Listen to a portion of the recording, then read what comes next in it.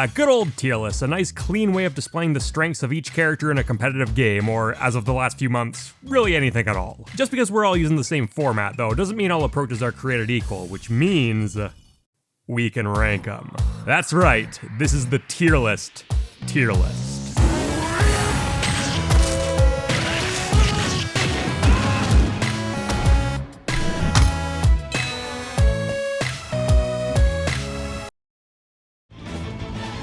Before we go any further, this video is about the original style of tier list, which ranked characters in relation to each other in terms of competitive viability. It doesn't matter how many times Justin Wong puts out this, or this, or this, he's safe this time around. Also, if you're a newcomer to the channel, I'm primarily a Smash player, and that's the lens I'm going to be looking at tier lists through. The same logic carries through into other games which emphasize one-on-one competition, and Smash is probably one of the best stand-ins because everyone's at least a bit familiar with it. That being said, I'm not assuming everyone coming into this video has a huge background in the competitive scene, no worries there. So, what exactly does a tier list represent?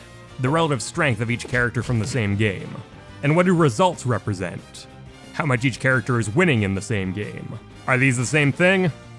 Well, no. Tying results directly into character strength has several issues, one of the most prominent being sample size. Tier lists are only supposed to represent each character's strength in the hands of the absolute best of the best, which, as you might imagine, there aren't all that many of. This gives each individual top player an incredible amount of power over tier lists based on their own individual successes or pitfalls, especially for unusual character loyalists, who may literally be the only top level representative of their main. We saw a dramatic example of this in Smash 4 when Tweak decided to stop playing Bowser Jr. in exchange for Cloud, leaving the little guy with no high profile players and causing his reputation to quickly plummet. To be sure, Cloud is the better character, and considering Tweak's success, he clearly made the right choice, but that choice had an impact far outside of its scope, since there was nobody left capable of getting consistent results with Bowser Jr. Player-based size also skews results in the other direction, with popular characters statistically simply more likely to place well at tournaments. This makes sense. If you run a bracket of 15 sword guys and 1 spear guy, a sword guy is likely going to win even if the spear guy has an edge in each individual fight.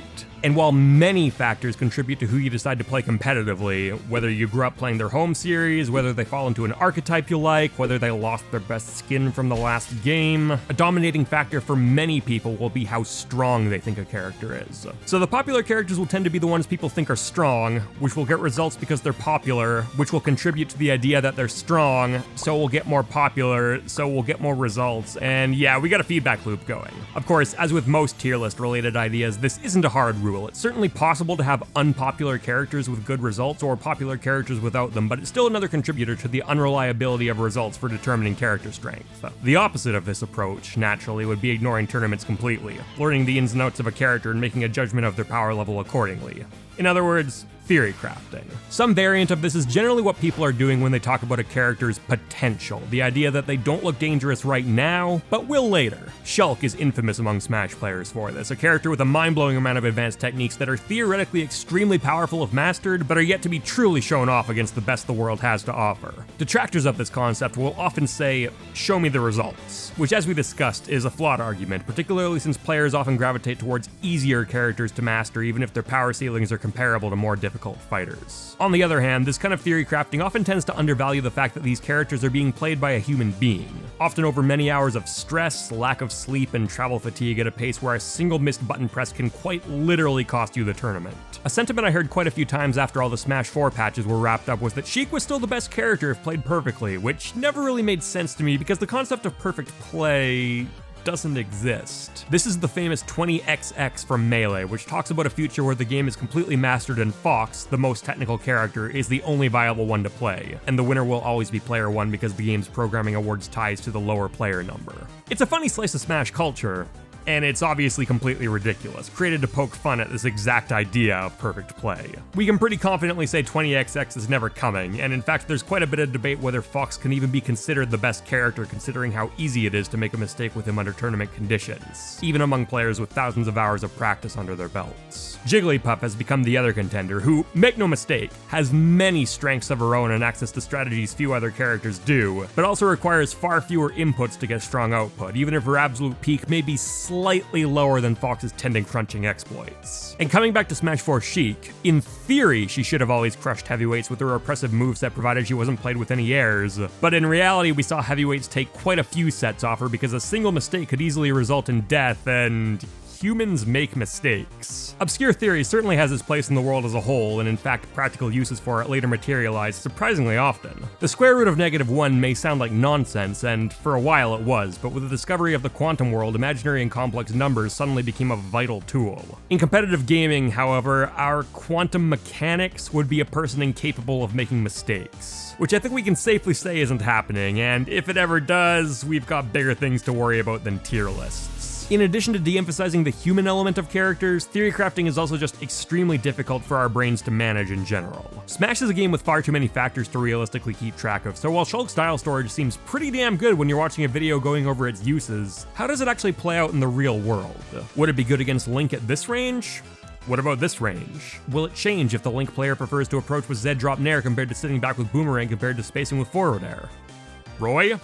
Incineroar? Trying to plot out every interaction like this is gonna break your brain long before it breaks the meta. The sterile environment of the training stage can clearly only get us so far. So what if rather than looking at the numbers on a bracket, we focus on the context of those numbers? We observe the actual gameplay itself, rather than just focusing on the win.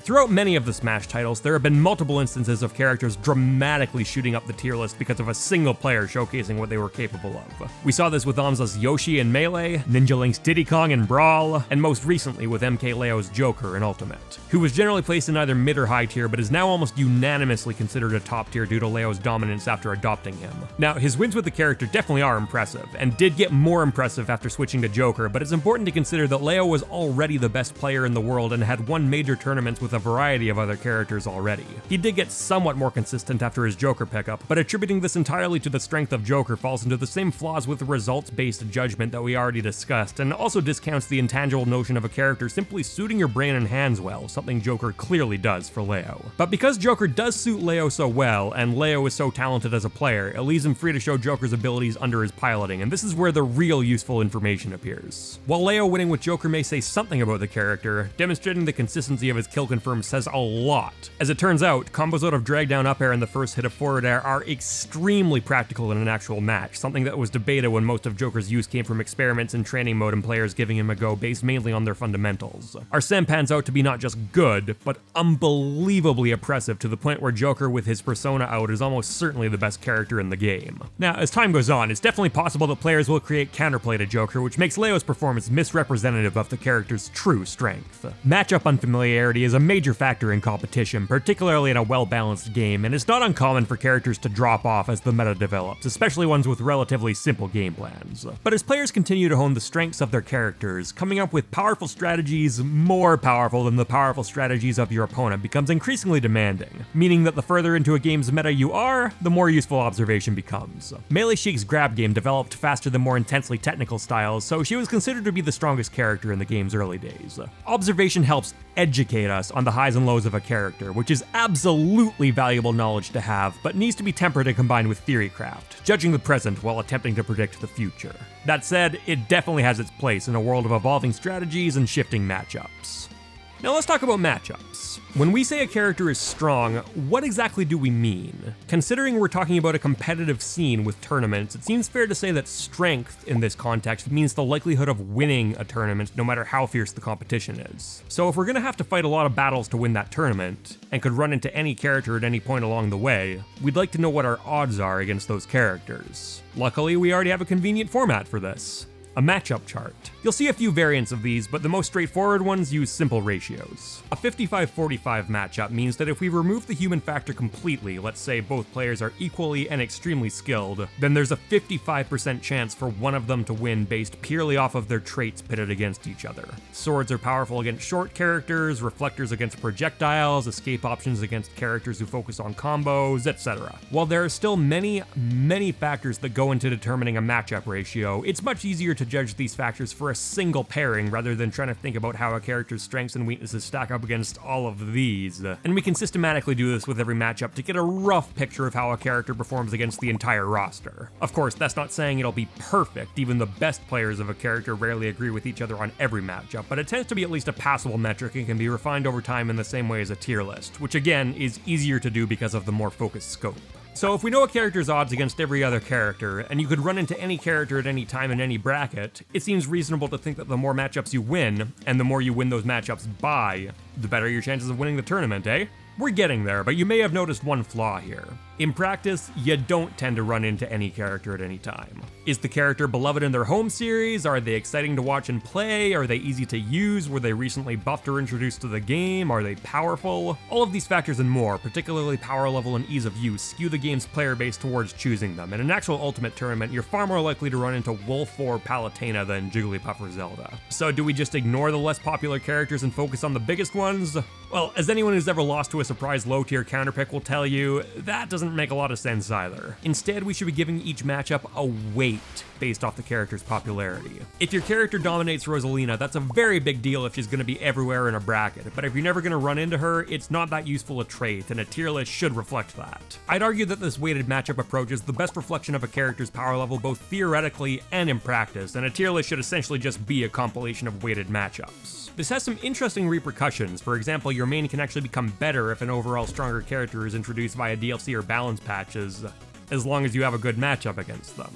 This is what we saw happen to Pikachu with Bayonetta's release, provided you're a proponent of Pikachu winning the matchup, which Esam, the best Pikachu player in the world, certainly was. Bayonetta was pretty clearly the overall best Smash 4 character by a significant margin, which made her extremely popular, but this made Pikachu more likely to run into a winning matchup in bracket, which means having a broken character let loose in the meta actually benefited him, funny enough. To continue on this train, Esam was very confident in Pikachu's abilities overall and frequently put out matchup charts and tier list evaluations for the character, with this to say about it. Honestly, this character just does so well versus the entirety of the meta that I feel like I can't put him anywhere lower than top 5. A character that loses 2 relevant matchups and then maybe 2 more in the lower tier, like that character is not top 5, top 6 to you. I agree. Pikachu's high tier versus top tier status was a hot topic throughout the entirety of Smash 4's meta, but if you didn't think he was a top tier, you should have either heavily disagreed with Esam's matchup assessments, or had confidence that brackets were about to be completely stuffed with Mewtwo and Ness. If you didn't feel that way about either case, then I don't think there's any justifiable way to argue against Pikachu being a top tier. That being said, the nice thing about this weighted matchup approach is that if matchup knowledge ever did change to put Pikachu into more losing positions, or if brackets ever did become infested with Ness, then this method of tier list analysis would immediately reflect those consequences in the real world and Pikachu would drop into a more appropriate tier. So, returning to the topic of this video, let's make a tier list. Results, theorycraft, observation, matchups, weighted matchups. In my opinion, these are the importance of each factor when creating a tier list. And if you think it's the stupidest thing you've ever seen, you disagree with every placement on it, it has no purpose whatsoever in the real world anyways, yeah, it's a tier list. Thanks for watching, everyone, and hey, if you liked it, why not leave a like? Let me know your thoughts on my tier list, but before that, be sure to subscribe and hit that notification bell for more MockRock content. Follow me on Twitter at Mr. MockRock to see what I'm up to, and check me out on Patreon for exclusive content, including a commentary track for this video, to join the community on Discord, as well as for other cool rewards. Later, people!